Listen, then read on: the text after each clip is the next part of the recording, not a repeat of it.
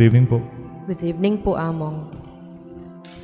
You lose and yet you gain. Pwede ba yun?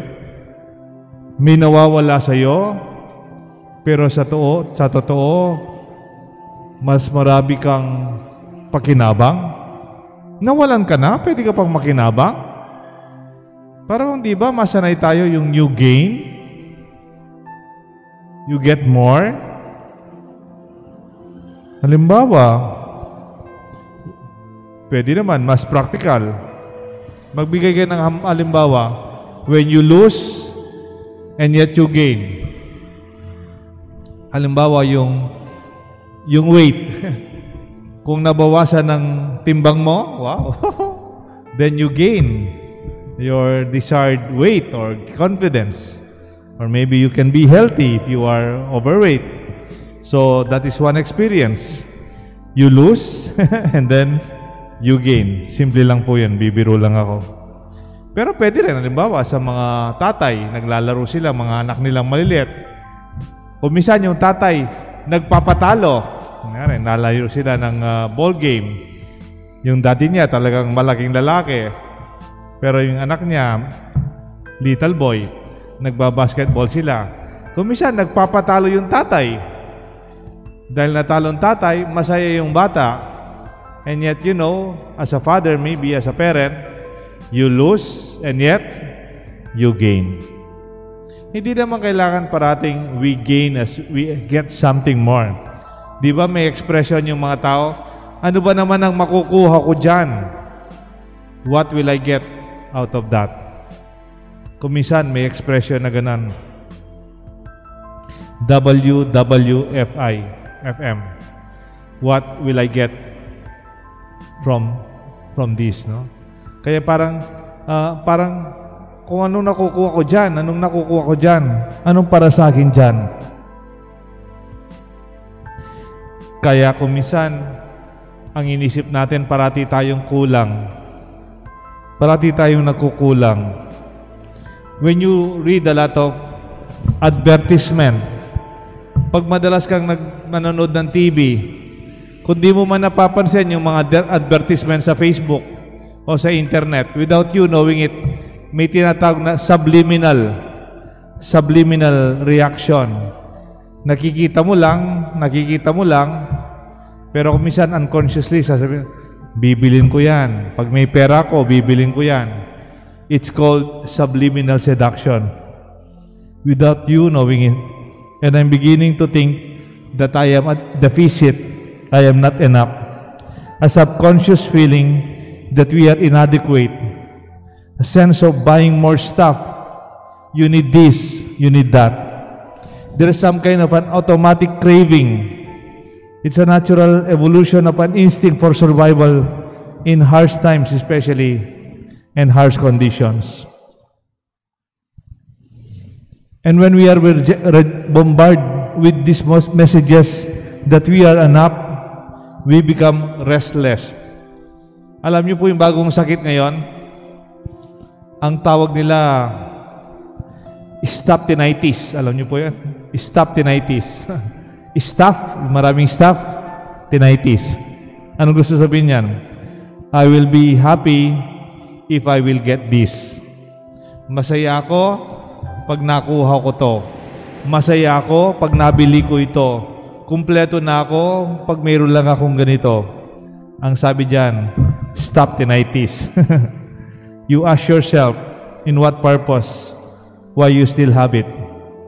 To buy things, thinking that we are perfect and we have this perfect solution to our life problems. Ganyan po ang pinapakita sa atin ng mga commercials. Pero there are times, my dear friends, in our faith, in our experience, when you lose, actually, it is the time that we gain. Baligtad naman si Jesus. Baligtad ang kanyang commercial. Ang commercial, dapat have this, buy this, get this. Pero si Jesus, sabi niya, whoever loses his life for my sake will save it. Paano yun? Kung nawalan ka, pero sa totoo, you gain it. like an experience. What profit is there for one to gain the whole world and yet lose himself in the process? Nasa iyo ng mundo, nasa lahat na sa iyong pera, sa iyo na lahat yung kapangyarihan, pero sa katuhulian, ikaw rin ang tunay na nawawala. Hindi lahat ng, not everything, every time that we gain is an experience of advantage. Because it is also an experience of those who may lose things and yet they discover something more important. Ano pong gusto ko sabihin? Kanina po, before the Mass, meron akong kakwento, may binless po ako before this one. Kakwento ko lang sa table. Pangalan niya Eric. Meron po silang business mag-asawa. Yung business ng asawa ng babae ba yung business ng lalaki? Pero yung business po nilang nung babae, isinira na po. They closed the business of the woman. Natira na lang po yung business ng lalaki. Lalo na yung business nila, very subjected to this pandemic. Talagang bumabang kanilang operations and sales. Pero sabi niya sa akin habang we are waiting for the blessing to start. Pero sa totoo, Father, we gain more. May oras kami sa bawat isa, sa pamilya. May oras siya sa anak ko. May oras kami sa pamilya. We have more time to pray together. And this time, we have peace of mind. Siyempre, pag may negosyo ka, marami kang iniisip. Marami kang deadline. Meron kang bottom line. And yet, they felt they were liberated. And I think you can also experience this as a continuation of our reflection yesterday.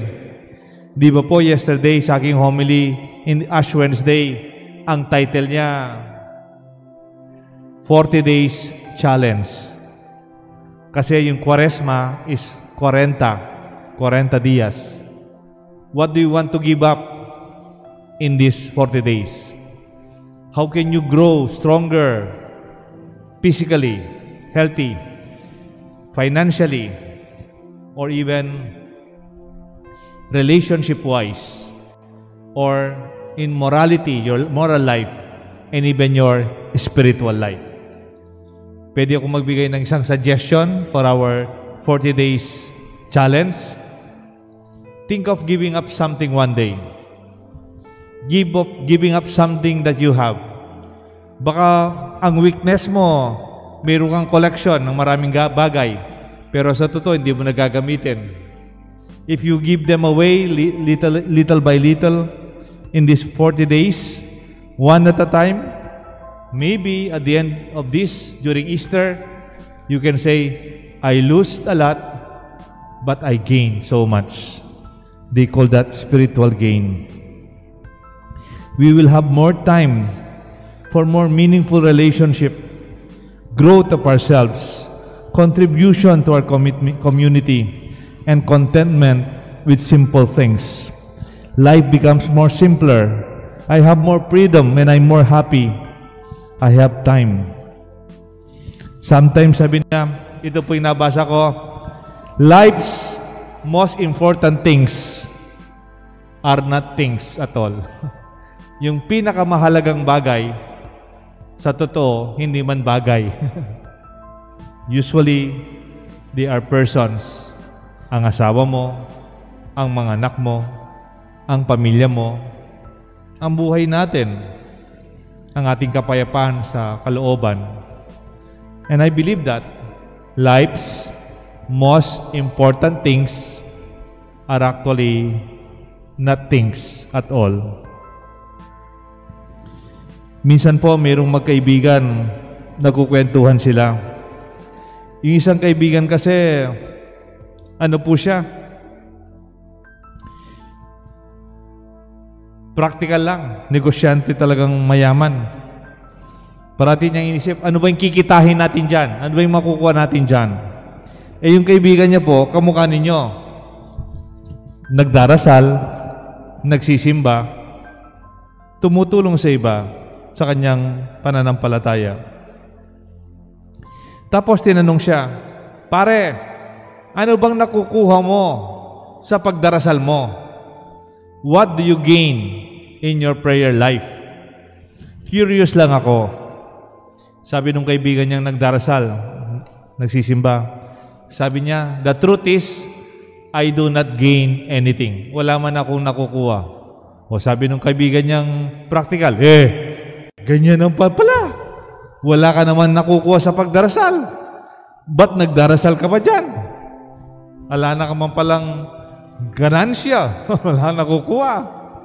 And then sinagot nung kaibigan niya, actually, other than I do not gain, I even lose more. Ba, nawawalan ka pa. Ba't nagdarasal ka pa? Wala ka nang nakukuha, wala na kang kabid, wala ka pang nawawalan ka pa. Sabi niya, ba't nagdarasal ka pa? Sabi niyang kaibigan niya, yes, since I was praying, I already lost my anger. Nawalan na ako ng galit. Dati parating mainit ang ulo ko. Since I was praying, I lost my sense of hatred. Dating dami kong kinamumuhian sa kalooban ko. When I started praying, I lost my sense of jealousy. I lost my irritability, my impatience. Ngayon, nakakapaghintay na ako. Dati, hindi ako makapaghintay. I'm always impatient. I also lost my fear of death. Dati, pag sinabi mong katamatayan, takot na takot ako sa kamatayan. But now, I am not afraid. I lost my fear of death. I lost my anxiety. Nawala na yung aking agam-agam sa kalooban. I lost my sense of worries. Nawalan ako ng maraming iniisip. And I lost my sense of insecurity. Nanahimik po yung kaibigan niya. Kasi ang kaibigan niya, ang inisip niya, lahat kinukuha, lahat pakinabang, lahat ano yung para sa akin dyan. Our gospel today teaches us, whoever loses his life for my sake will save it. What profit is there for one to gain the whole world and lose himself in the process? I believe indeed, you lose and yet you actually gain. May God bless us all, the Father, the Son, and the Holy Spirit. Amen.